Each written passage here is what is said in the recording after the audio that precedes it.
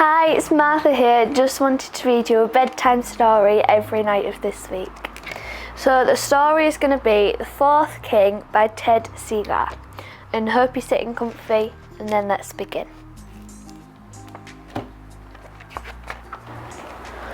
Once upon a time, 3 kings came out of a distant land and followed a star to a little town across the desert.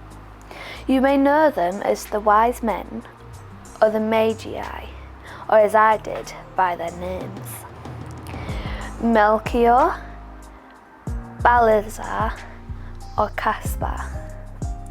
They brought them with gold, frankincense, myrrh, and presents for the newborn child. But there was another king who set on a long, difficult journey.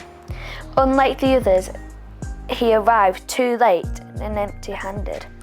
I was that king, King Mazel. I was the 4th king.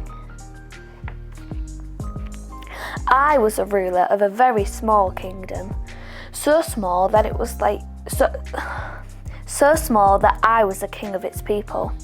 Indeed, as if it was not been for my camel, Chamberlain, I would not have been all alone except from the stars, my distant friends.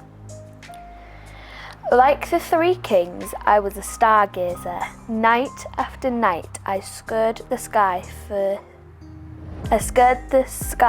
a sign that would herald the birth of the King of Kings. Night after night, I searched in vain.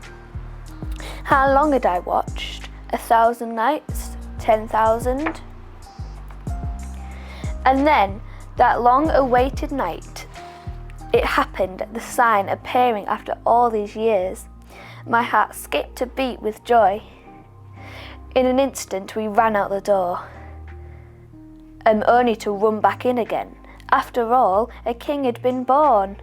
We couldn't show up without a present. I put on my royal cloak and packed up my most valuable possessions, the royal star map and the royal star crystal. We were on our way. We had to hurry. The 3 kings were waiting at the edge of the great desert as the 4 of us would continue the journey together.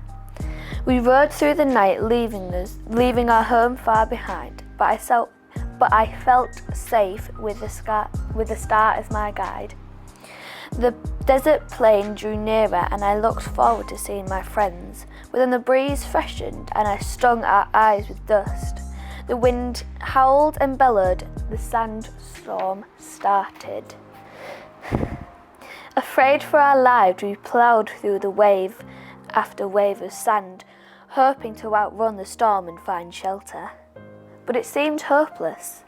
And then, just as we were ready to drop in the dunes, we staggered out of the storm and into the stillness. It was Chamberlain who heard it first, a small cry on the wind. What were we do? Our friends waiting, our journey, and such as a long journey still ahead of us. What were we do? We headed back into the storm, and there, in its heart, we found a little nomad girl. Sand stung and frightened, her name blurred away in the wind. I wrapped her in my cloak and carried her through the blizzard. We were glad to have found her, and glad too when our family found us. They invited us to stay, but I was anxious to join my friends. We rode on confident that we would make up time. Yet when we arrived, 3 kings had already left. We had missed them by minutes. And thank you for reading that with me. Come back for the next part. Bye.